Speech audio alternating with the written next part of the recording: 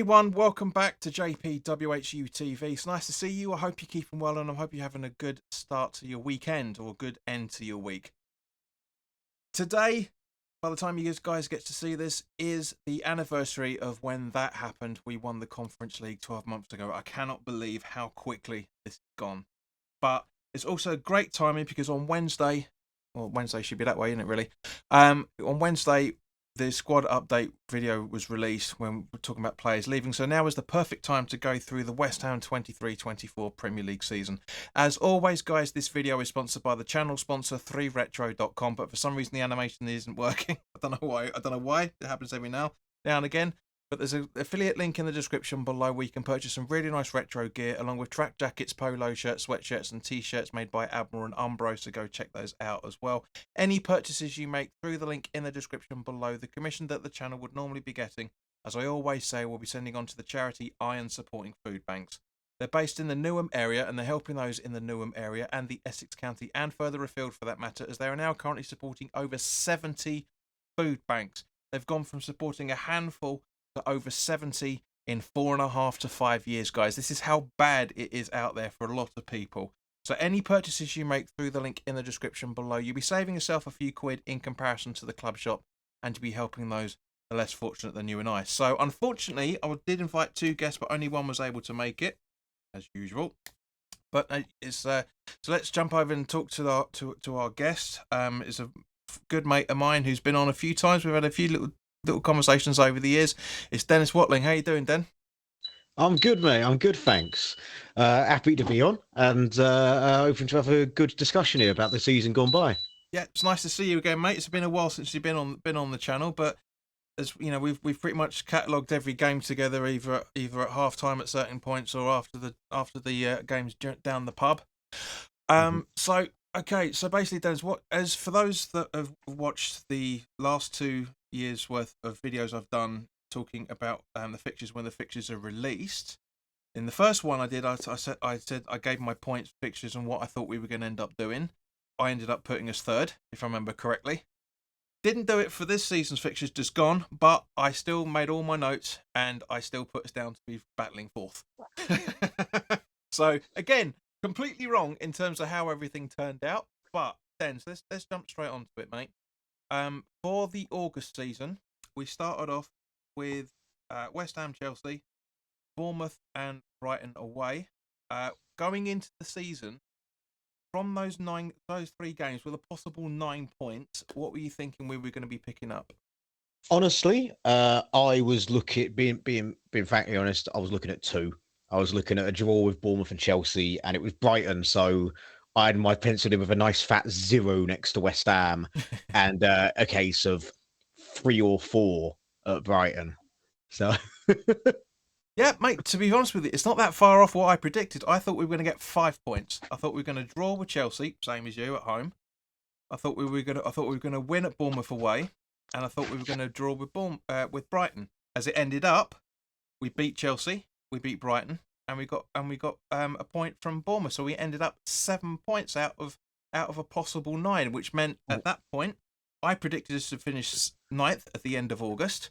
We actually finished 2nd on 7 points. Not bad. We were top for a night.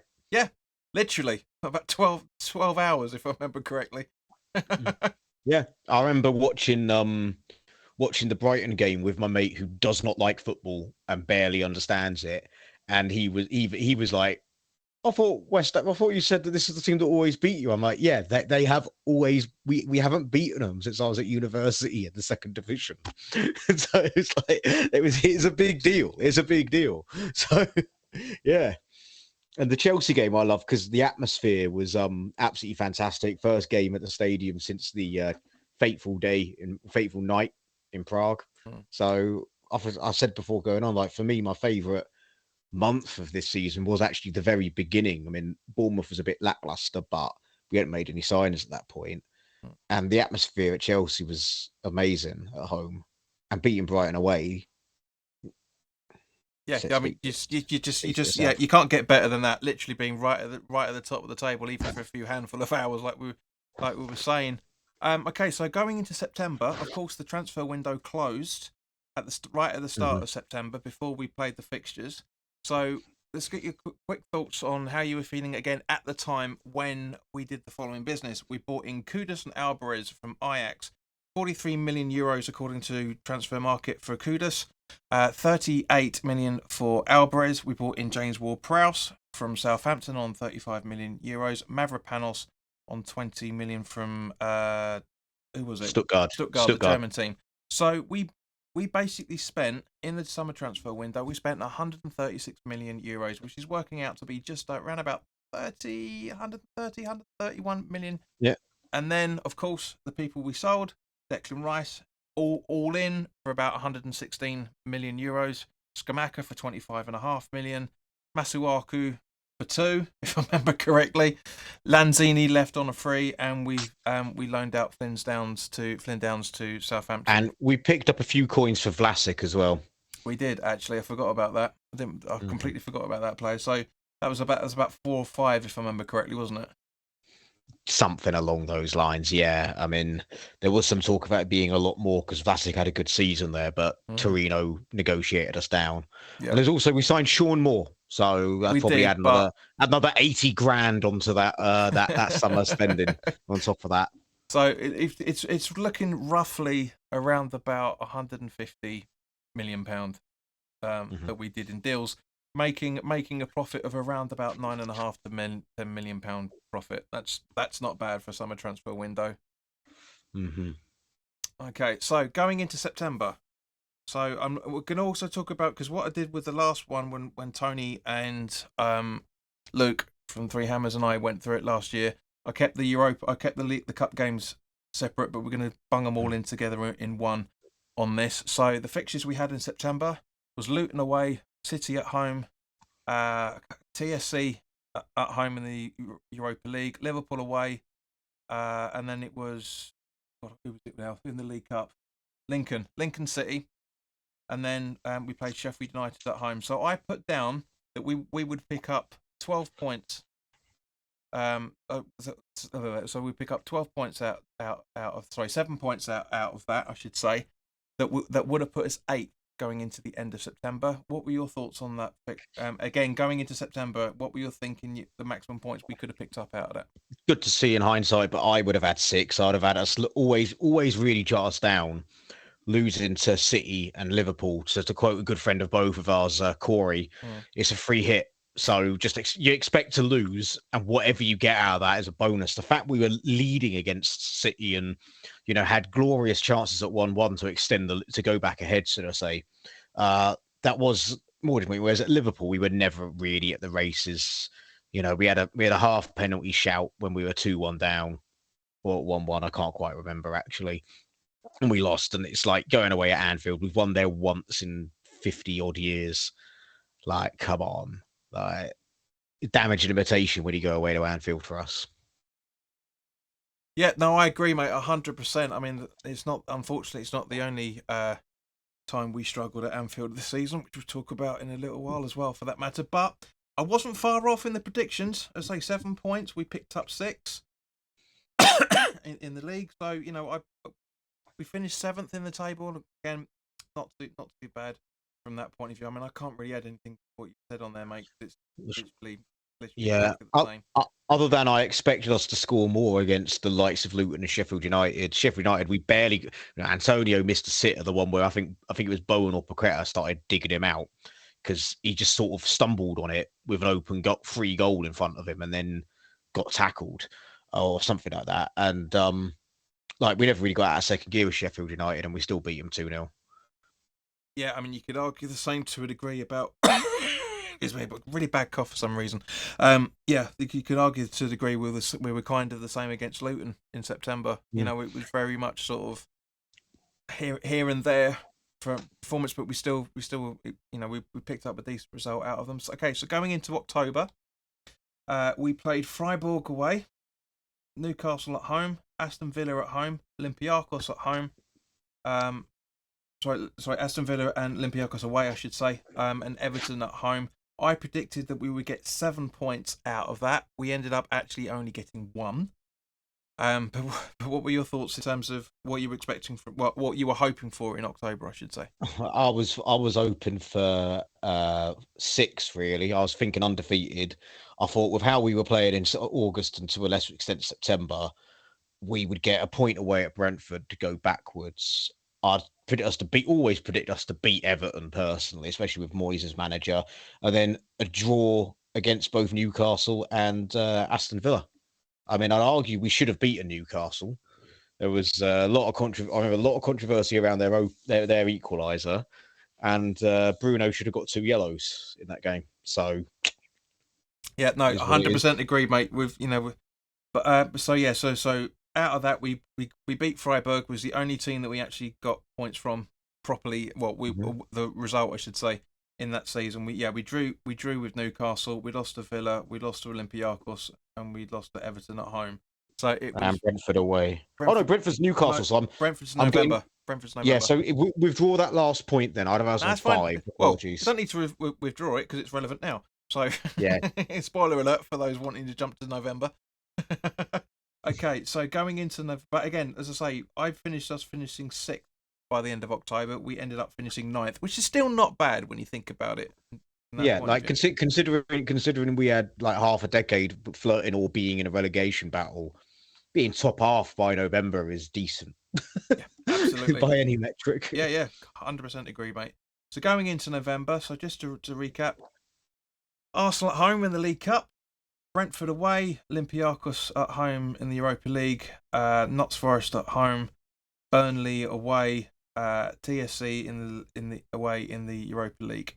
So out of that, I predicted us to get 13 points, which is basically only losing to Arsenal in the League Cup, and of course we went on absolutely a very very good run. I predicted us picking up 7 points in the league. We ended up getting 9. What were your thoughts on November, mate? Well, November, well, already said the Brentford draw. And yeah, I had us getting 10 points. No, sorry, I'm doing that thing again where I'm adding the last game of the month. I had us in that case getting 7 in the league, losing in the cup to Arsenal, but glad. And it was funny because Rebecca so nearly didn't go to the Arsenal game, and I had to convince her to join. And it was like this was like the best game of the month, really. Uh, I absolutely loved the last minute winner by Sushek, like parade that we had. Because I remember at the Nottingham Forest game saying this to Rebecca and to the people to the left of me. Sushek is going to get one of these because I remember he got sort of chipped the goalkeeper sliding onto a cross and it hit the crossbar. And I was like, next chance he gets, he's burying. It doesn't matter. It's inevitable. This is the type of team Sushek would love to score against, disorganized at the back, and yeah, it happened. It was brilliant. I called my shot. More luck than judgment, more optimism than judgment. But he came up, and then we went on the Sushek last minute, well, S House Brigade, where we absolutely S housed every single one of our performances, opponents, and won 3 games on the trot doing so. Mate, you don't have to make it sound like it's German. You can say shit else. It's fine. Okay, I don't know what the Come rules on, on you swearing know on there's your no channel rules is, here. but It's yeah. fine. Yeah, but absolutely shit house FC, especially Burnley. Burnley were on their knees, like how their defended sat 10, sometimes 10 men behind the ball in that game, thinking, all right, we'll get a. When we equalised, it's like, right, okay, we'll get a point. At one point, they were playing 2 right backs in order to contend with Kudus because their right winger was effectively a right wing back to try and contend with Kudus. And then next cross he puts in, Sushek sledgehammers it in on his right, you know? The Serbia game away, go out on a limb and say that half of the year, the first half of the season, that was possibly the most abject performance we had put in, even more so than Villa and Olympiacos away. It was just woeful. We did not deserve to win that game I agree. in the slightest. I really, really agree. Because it was pot luck. I'm guessing. Apologies if you guys are thinking we're going to actually go into granular detail about this, but we've done it so many times, and all the videos are there for the watch-alongs and the full-time thoughts, etc., etc. But at the same point, I really do think that in December, I really thought we were starting to pick up, really starting to pick up some, Mm. yeah, not great performances, of course, but we were really starting to pick up the points and starting to really cement ourselves. And of course, coming into December now. This is the actual real sort of heartache that of the fixtures. So let's crack on with it. We had Palace at home, Spurs away, Fulham away, Freiburg away in the Europa League, Wolves at home, Liverpool away in the League Cup, Man United at home, Arsenal away. I thought we were going to pick up 12 points out of that fixture list going into the new year. We ended up finishing 10th, so finishing on 10 points, and sixth in the table. But yeah, crashing out to a very, very embarrassing performance at Fulham, and as I say, crashing out to Liverpool away, which to a degree was expected. But I'm going to go on a bit of a rant about this for a second. Just purely because I, like everybody else that was watching that game. The team sheet was abysmal, to say the least. Liverpool put out a weaker team, but it was hardly weakened. But it was one of the worst starting 11s I thought we would have had. It was a quarter final in a League Cup. Yes, it was Liverpool. Yes, we were playing Man United away. Yes, we played Wolves beforehand, etc., etc. But for me personally, I've been a big advocate of David Moyes for a long, long time. But for him, it was wrong. It really, really was wrong. But as I say, we finished. We finished. I can't say it. I can't get my words out. We finished sixth. Then your thoughts, mate? I mean, the pig-headed West Ham, the moderately delusional one thing was looking at these fixtures, thinking 16 points, because no matter what, I'd always turn around and go, I'll back us against Spurs, just because it's one of those games where anything can happen, and relatively similar when you play Man United. But I did conservatively say a draw, and we needed that to happen because they were really hard to break down. But eventually, we just flung enough at them to get to one rather jammy goal, and the other one very inexperienced Mainu, who has gone on to have a fantastic second half of the season, but he completely was out of his depth, thrown in too early for that game, I think, and let Kudus in. So it wasn't the most dominating performance. The refereeing performance that game was absolutely shambolic, and it's very rare I do cite the referee as influencing the fixture. But Jesus, he was giving corners as throw-ins, their throw-ins all the time. You know, it got to the point where people in my area, which are relatively quiet, were heckling the linesman. But I had us beating Palace, and Palace at home. I think that was the most symptomatic of the negative around David Moyes, because we had the quality to absolutely outplay them, outfox them. Their keeper had a pretty good game, but wouldn't call it a worldie. And Bowen hit the crossbar in the last minute, which kind of covered over what was an absolutely abject second half from a first half where we should have been at least 2 or 3 up and profited from a goalkeeper error. Absolute howler from Sam Johnson for Kudus' shot straight at him, went underneath him. Spurs, best example of Moyes. Go a few days later. That is what Moyes ball is all about. Heavily favoured opposition, loved by the media for right or wrong reasons. They did get a bit of a loving around this point, or until this point. Go behind really early and absolutely, again, I'm going to say it, shithouse your way through. A mishit shot from Kudus that bounces off players like you're playing pinball. It was literally Pinball Wizard. And it bounces off one defender to the other, straight to Bowen, who is now onside from an offside position because it's come from a Spurs player, which caused absolute meltdown from the Spurs fans. And then again, absolute calamity from the goalkeeper. Ward-Prowse has a terrible shot, if fairness, hits the post and just rolls to him on a plate. That is the luckiest game I've ever seen in my life. It was even more, it's up there with the game against Hull where they hit the post 3 or 4 times. It's up there. Whereas in this situation, the post was our man of the match for the good reason that it gave us the assist. But my God, my word, to quote Claudio Ranieri, dilly ding, dilly dong. I was celebrating that until we then got destroyed by Fulham in a game that, I'll be honest, a performance no one saw coming. We were playing badly, and some commentators would say that we rode our luck.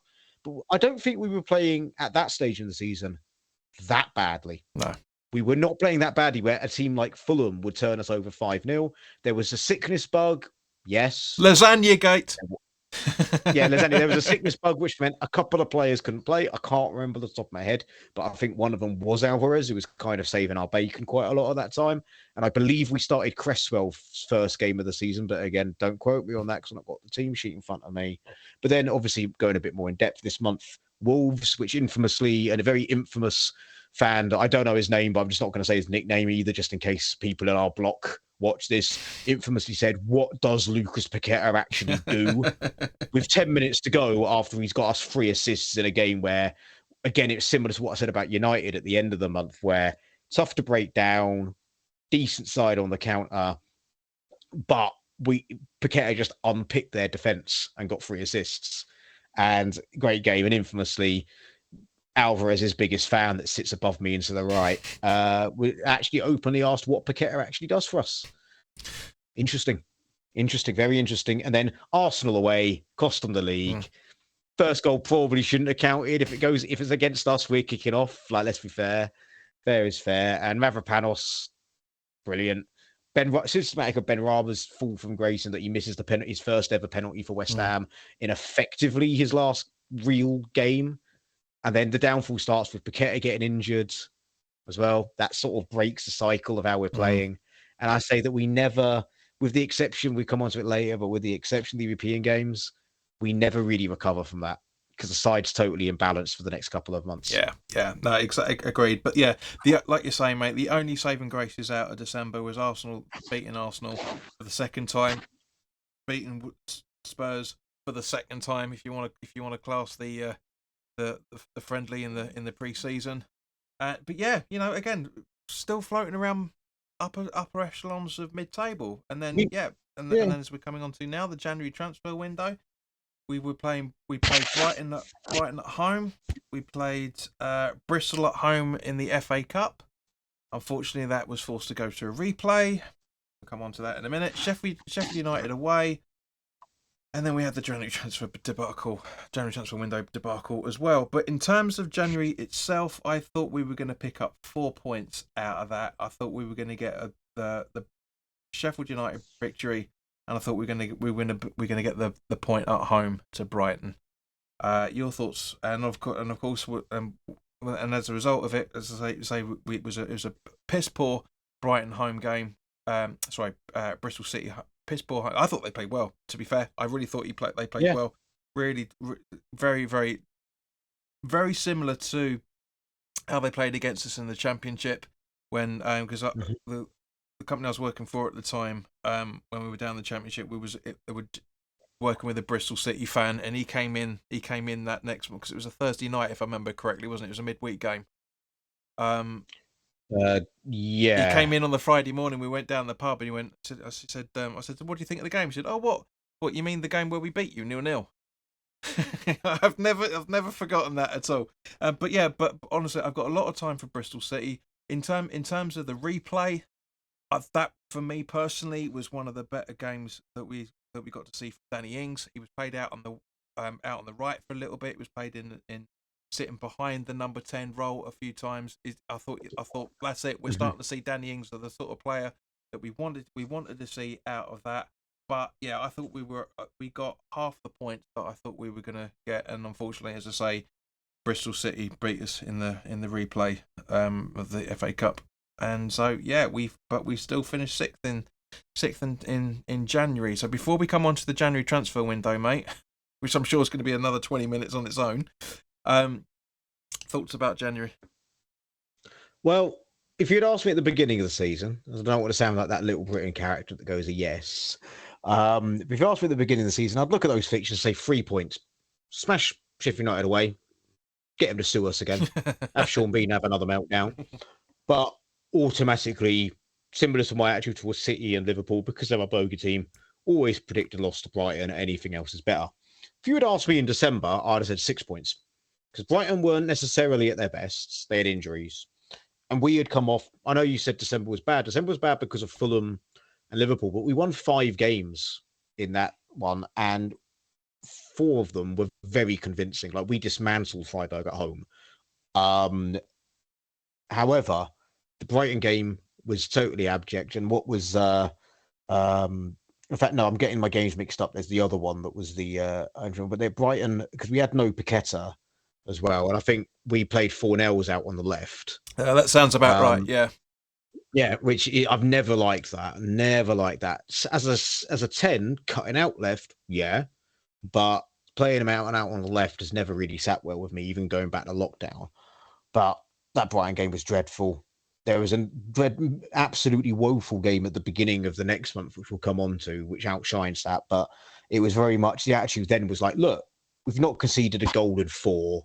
We're unbeaten in 4. We got 10 points from 4 in a game where we'd be looking at, beating Wolves and hoping for the best against the rest. So at the time, but then the Sheffield United game, that was just something in the Book of Revelations for the sign of the apocalypse.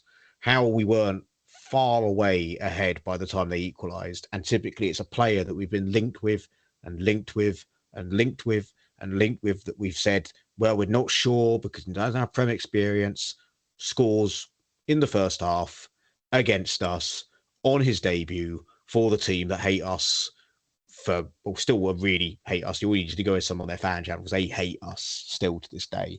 Typical. Refereeing debacle at the end speaks for itself, and I'm sure it's been commented on enough in your videos on this at the time. But yeah, like absolutely daylight robbery in my opinion on that one. And then suddenly the attitude goes really negative, and then you go on to deadline day, which bleeds into February because it was the same game as our first game in February. Correct. And it's like, right, well, we need a left winger because we can't just concentrate everything down the right. And Cornet clearly is not the player that he was at Burnley. Yeah, he got his first goal against Sheffield United, but he's just not good enough to play on the left wing. Transfer window, signing Calvin Phillips. Okay, so let's go into it, mate, shall we? Yeah. Yeah, sorry. Right, yeah, so Calvin Phillips, signing on fee, according to Transfer Market, of €7 million. Which sounds about right because everyone was talking about 5 or 6 at the time. That's that profit in August gone. Almost, mate. Yeah, pretty much. But having said that, we sold Pablo for €8 million after Real Betis. We had about an €8 million loan fee for Benny. We sold Coventry off to League One. Who was it? Peterborough? No, it wasn't. I'm sure. No, it was. Oh god, that's gonna annoy the hell out of me now. Wasn't it? Charlton Athletic. Yeah, I know it was a London team. I couldn't because we got like 30 to choose from. But yeah, Charlton Athletic. We also sold Thierry Nevers to Sheriff Tiraspol in I think it's Andorra they play in. No, Moldova. Okay. Moldova. Yeah, for a very, very small amount, roughly around the same amount of money that we got for Tilo Kehra's half a mil, and then Callum Marshall out on loan as well, for that matter. For I think it's probably about the same. So it's looking around about £16 million profit, give or take. Which from that, which means with everything enclosed, we made around about an £8.5 million profit from sales and the signing on fee for Phillips, which means out of both windows we made a profit of around about £18 million. Now let's not forget that isn't included because obviously the Conference League run money came in this season just gone, not the season after, because obviously the books closed in May and the final was in June. So that money is going to be going into the summer transfer window, which we'll talk about at the end of the video. But for at least the last 3 seasons, transfer windows in a row now, we've made a profit. Not a huge amount, but enough, especially enough for us fans to be able to justify why they shouldn't be putting the season ticket prices up. That's for damn sure. But let's click on. So going into January run, it's we talked about the January window games. Let's talk about February now. now I predicted we would get 9 points out of this, which is a Bournemouth home game, Man United away, Arsenal at home, Notts Forest away, and Brentford at home. So for those that are keeping track, at the end of February, I put us having 49 points. We ended up actually only picking up 4 points. That means that my points tally is 10 points higher than what we actually picked up. I put us at fourth, and our points tally for February actually ended up in eighth. Now, the thing is, and this is one of the reasons why I both loathe and detest Arsenal fans with an absolute fucking passion, is because yes, they spunked us at home, but we'd have beaten them twice before that, and not a single dicky bird, not one, before that game happened. And then all of a sudden, go into work on the Monday, and we've got some Arsenal fans, and all they're going at was 6-0, 6-0, 6-0. Well, who cares? We beat you twice. You beat us once. Yes, all right. The aggregate leans in your favour, but it doesn't matter. It was just abysmal. But of course, I thought we were gonna beat Bournemouth. I thought we were gonna draw with Man United. I thought we were gonna draw with Arsenal. I thought we were gonna beat Notts, which we didn't, and I thought we were gonna draw to Brentford, which we didn't. We ended up beating them. But one of the best things to come out of that Man United away game, and you mentioned it earlier, mate, which is why I kept it for this game, is Kobbie Mainoo. What a player he was in that away fixture. One of the best. He absolutely dominated the whole game for both Man United, and he dominated us in his performances. Even similar with when Man United played the FA Cup final, which we'll touch on in a bit in a while. Again, Mainoo, one of the best players in there, and that kid is only 19, and he's in the England squad that was confirmed yesterday. By the time you guys get to see this, but going back to West Ham for a second here, guys, yeah, then give us your thoughts of finishing 8th in February. I mean, look at the fixtures again. Beginning of the season, I'll be saying beat Bournemouth, lose to United, lose to Arsenal, beat Forest, lose to Brentford, and we got 4 when I was looking at 6, so not horrifically far off. The Bournemouth game we were bailed out by an absolute moment of madness from a Bournemouth player dragging down, I believe, Bowen when he had nowhere to go, when it was almost certainly going to be a corner or a free kick. Like the box was congested because I'm over that goal. Agreed. And he just dragged him down. VAR had to give it in the end, but an absolute calamitous start, giving them the goal that again VAR had to give because they called it offside despite Zuma giving it to him. And that was the game where it was like, well, we've got rid of Ben Rama and 4-0 today. We've got to get one of these 2 left wingers we're linked with on deadline day in, because we can't play without a left winger. We've learned that now, whereas Emerson has to be sort of converted into a left winger, but then that leaves you short at the back with Cresswell, who, has been given a new deal, and there's a mixed response to that. That speaks to me that we're going to prioritise other positions more than left back, more than saying he's good enough for a contract. Arsenal at home, well, the only thing I want to add is the controversy of me while out in Germany saying we were more competitive in that game than Mainz, the local team where I'm staying, were in their game where they lost 3-0. Totally relevant to the West Ham review, mate, but keep going. Yeah, that's the only thing I've got to add about that, because I zoned in and out of watching, because at 4-0, I turn around to watch the German game. They've just gone 2-0 down, and one of my mates has gone, yeah, we haven't had a shot on goal, let alone on target. We've got half an hour more of this. I'm like, right, back to West Ham, Arsenal. We're in this game a little bit more than they are.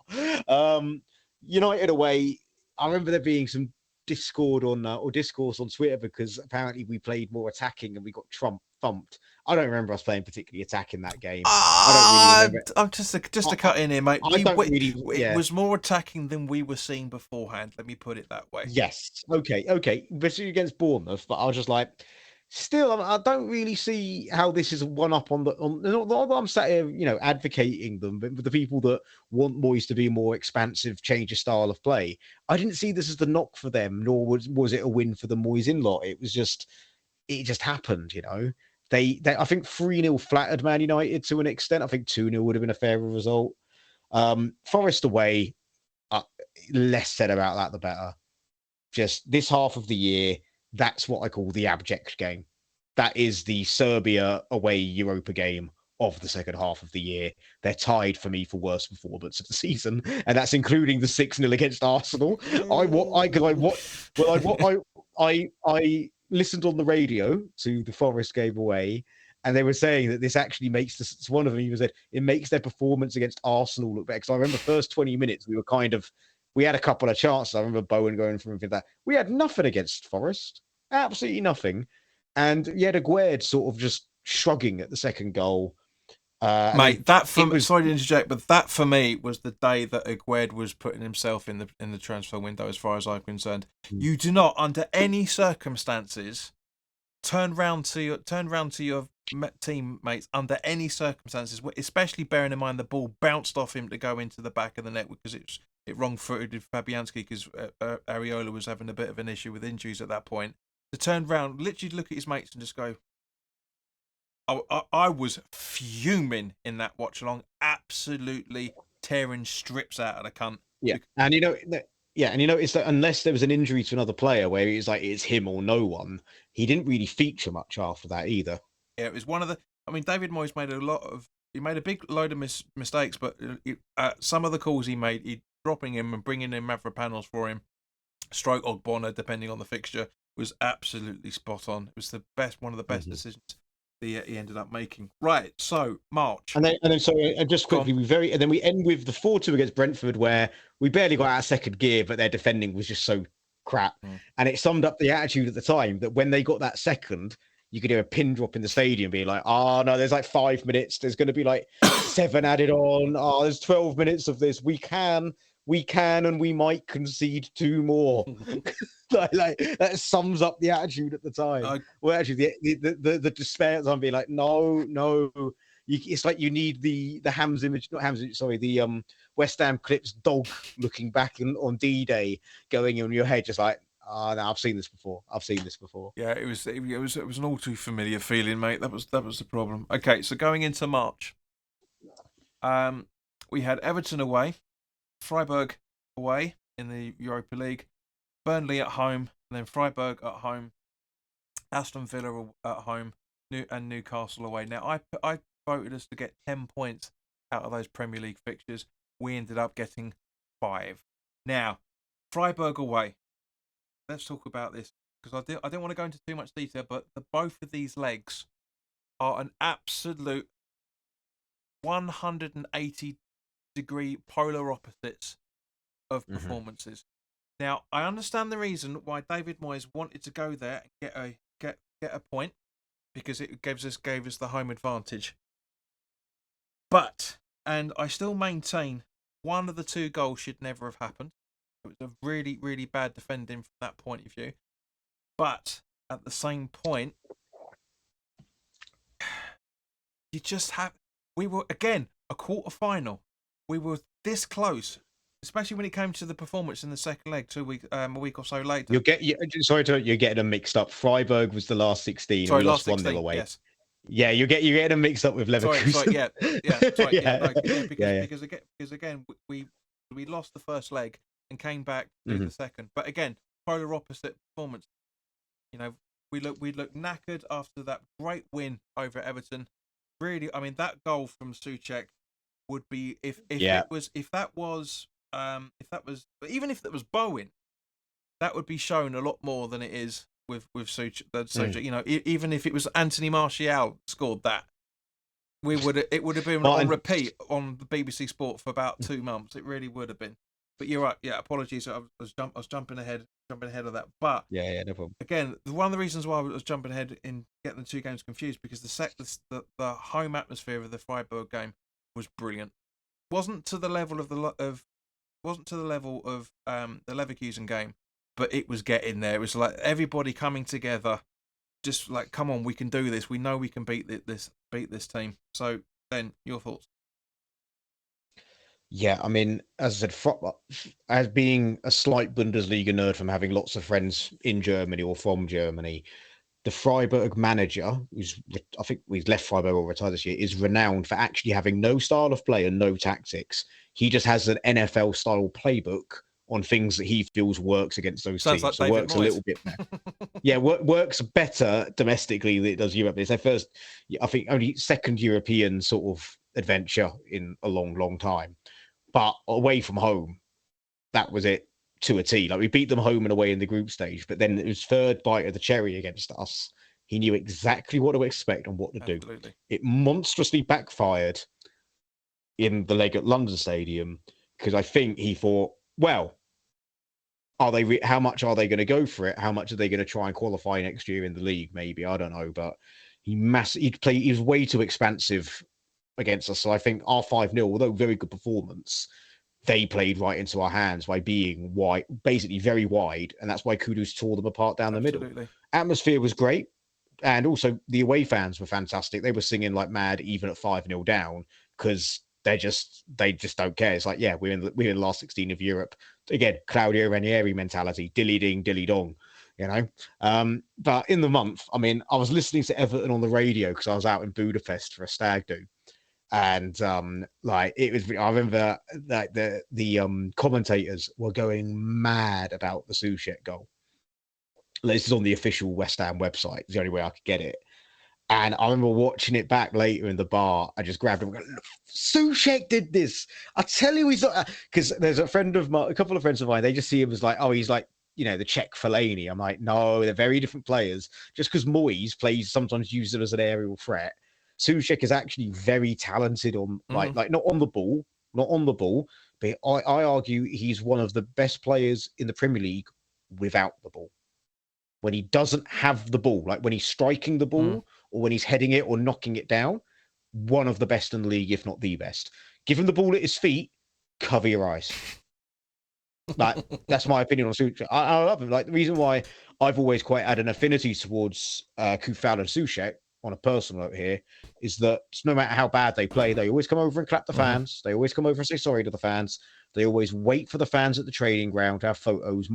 They're just happy to exist. They're just happy to be Premier League footballers, you know. I know Kufal might have some contract ramblings around the back, but with the fans, he's always fantastic, and that's why I've always got a bit of an affinity towards them. Rest of the month, I mean, Burnley and Villa. Yeah, we both came out the stadium that day pretty screwing, like over VAR, especially the Villa one. Like, wow. And then Newcastle, as soon as they got it to 3-2, I was watching it upstairs at my house with my Newcastle supporting housemate. I said, as soon as they scored that second penalty, I just turned around and goes, "You're winning it. You're winning it." I didn't expect it to be that bang, bang, bang. Like I thought it'd be like, you're just going to score. You're going to get an equaliser. There'll be a scrappy goal at the end. We're going to panic. Less said about Calvin Phillips, the better. Terrible. I said at the beginning, was happy we'd signed him at first, but my opinion on Phillips is he's a very good footballer, but he has only ever played professionally, from my knowledge, of possession-based football. England, Bielsa ball, Guardiola. West Ham don't play with the ball. We play Moyes ball. We sit back, counter. Not his game. Not his game. He needs to go to a club that does possession-based football.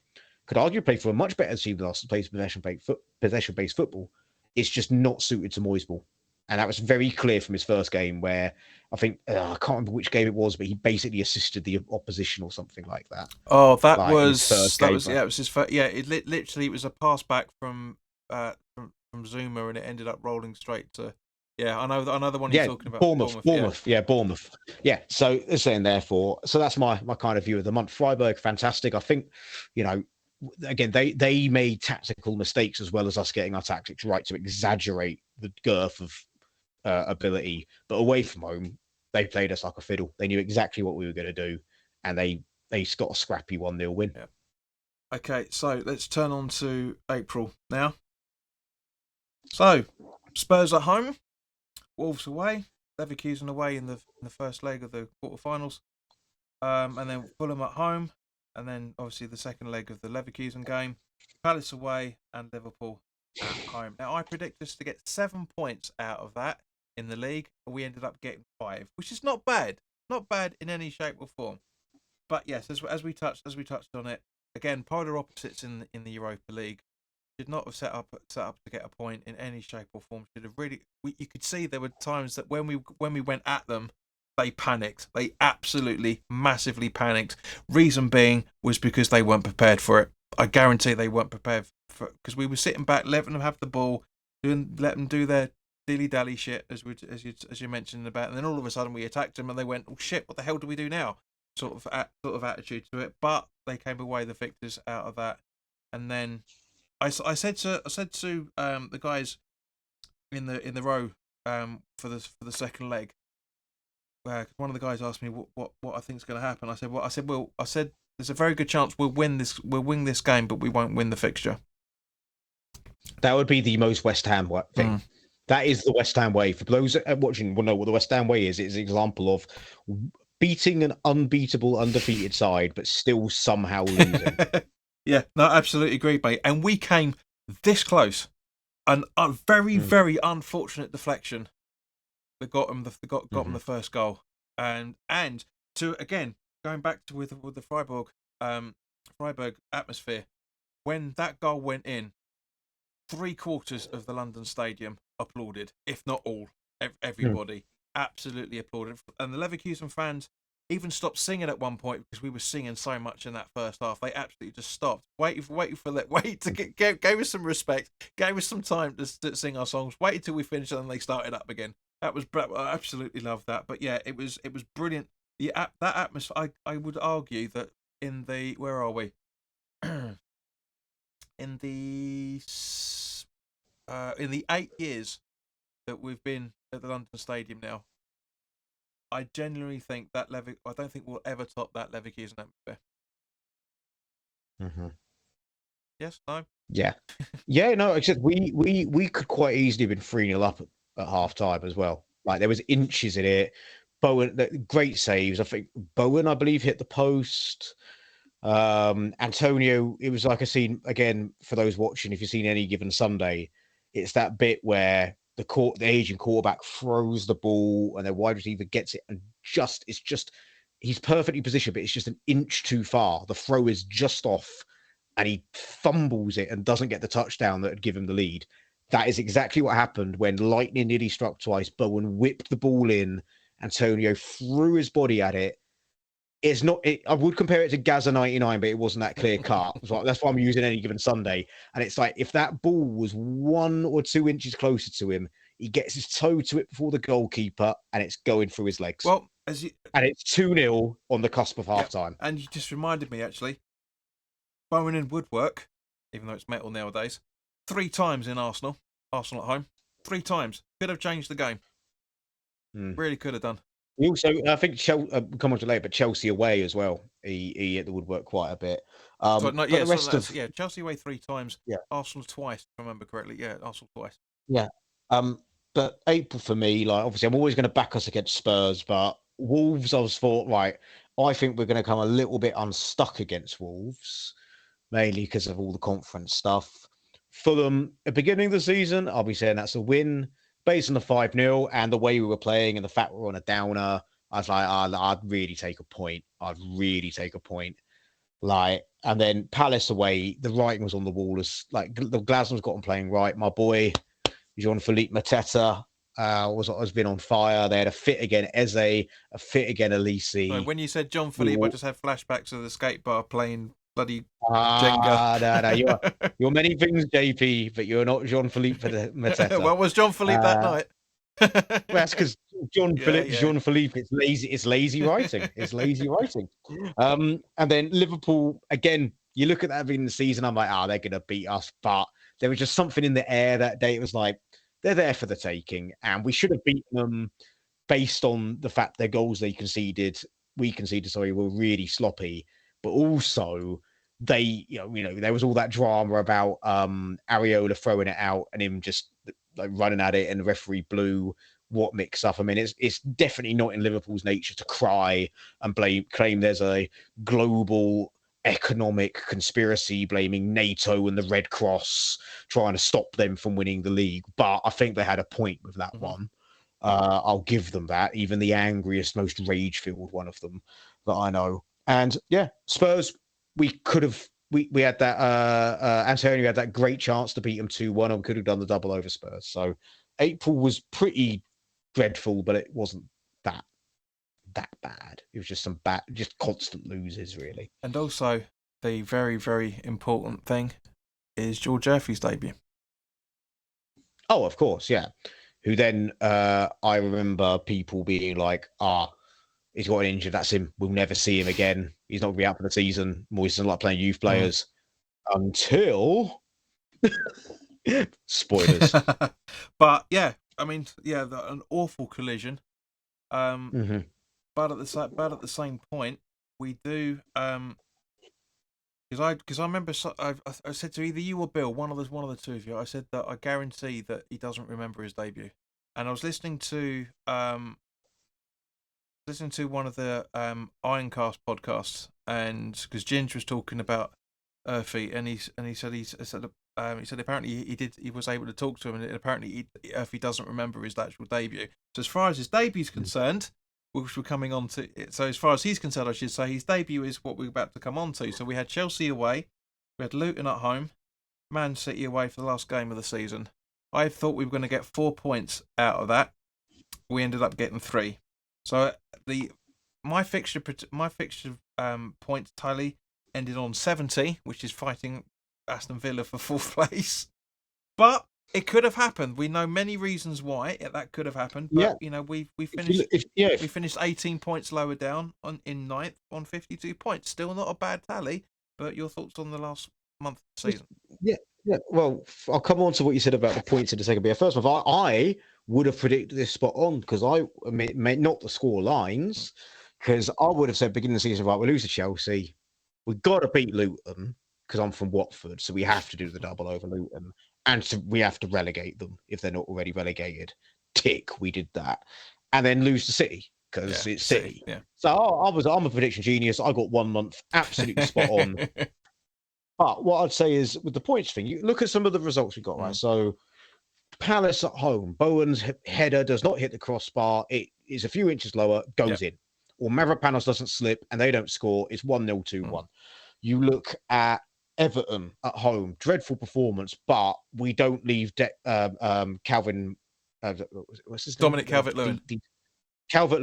Calvert-Lewin doesn't run free. We draw that game 0-0. So we've picked up 3 points. Sheffield United, referee has his glasses on. We don't lose. Bournemouth, Zuma has his glasses on. We don't lose. Well, actually, no. If you want to reiterate that, Zuma has WD-40 on his knees. We don't lose. That as well. Burnley, VAR has a brain.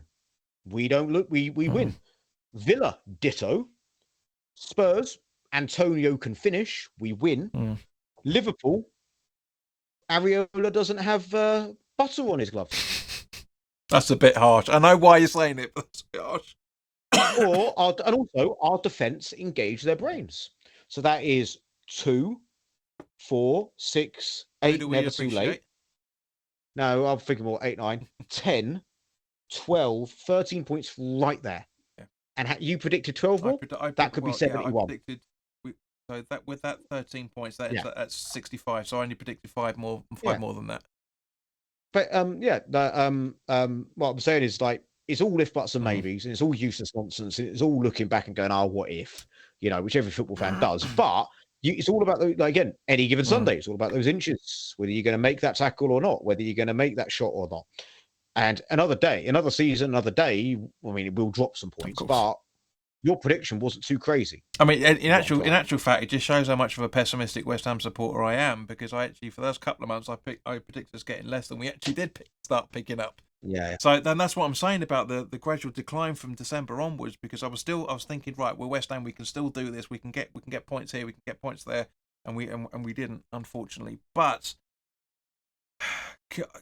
would you say that the January transfer window was the start of the end of David Moyes' career at West Ham?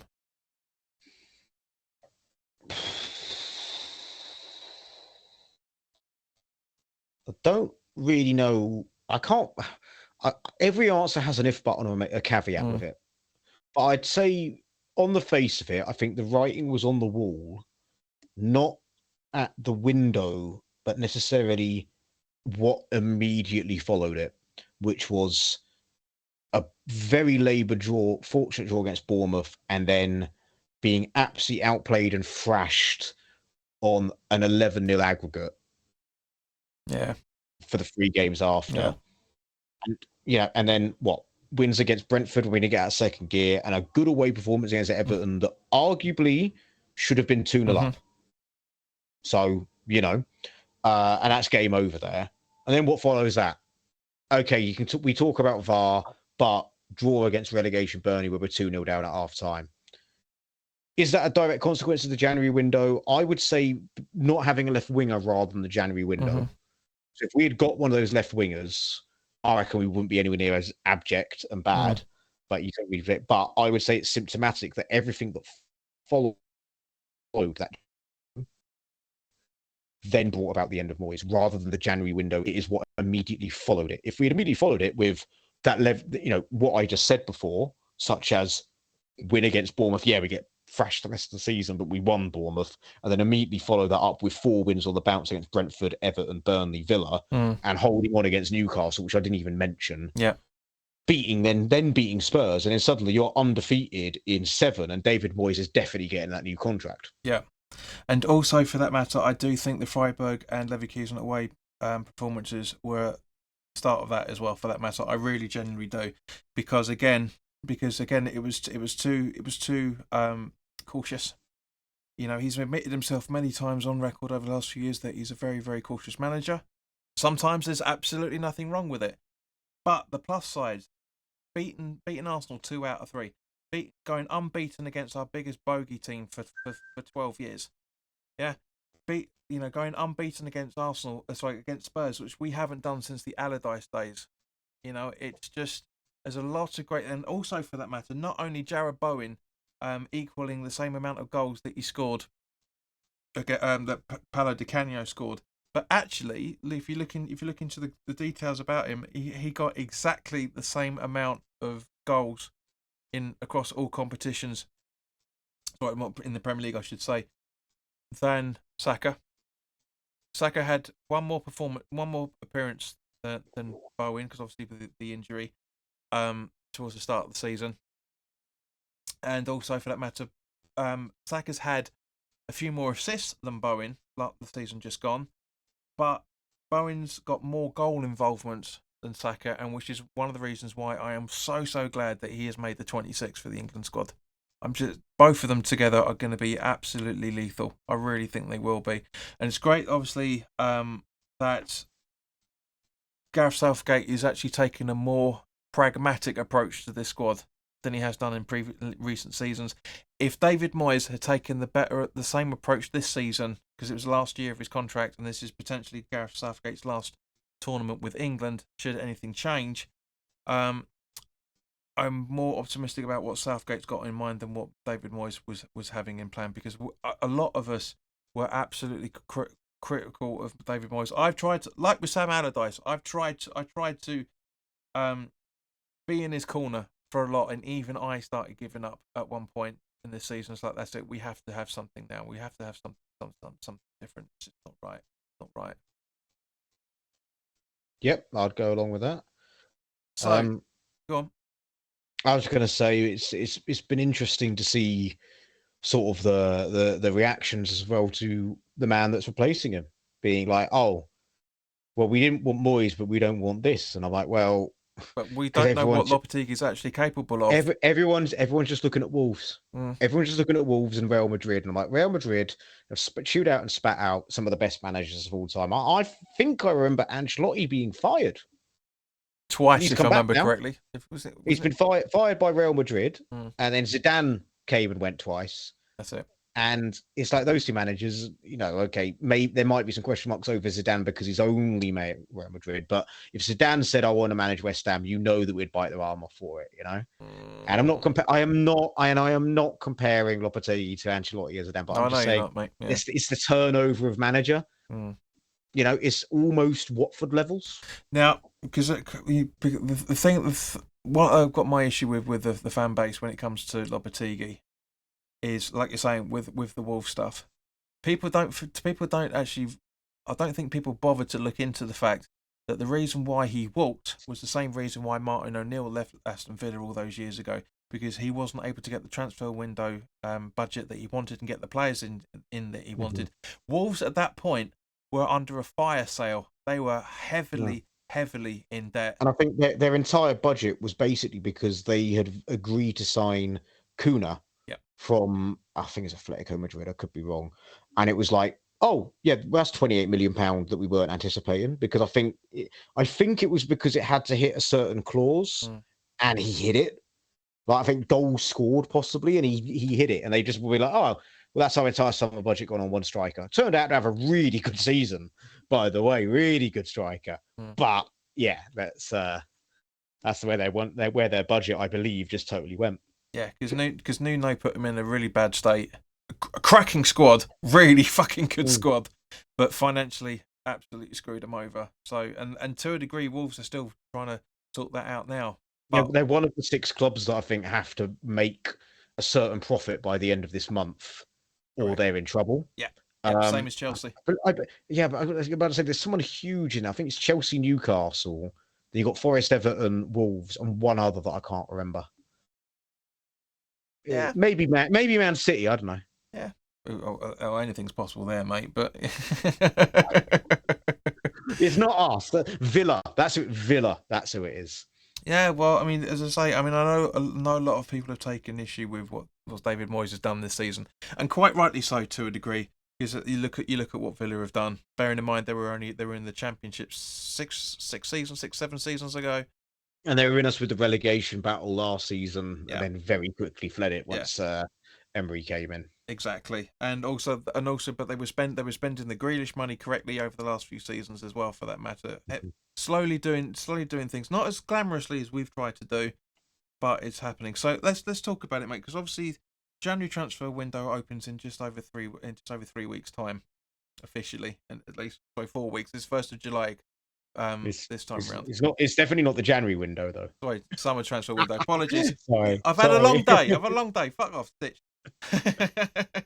But the summer transfer window comes into effect in, well, if you want to get pedantic about it, which I know you like to do, 23 days.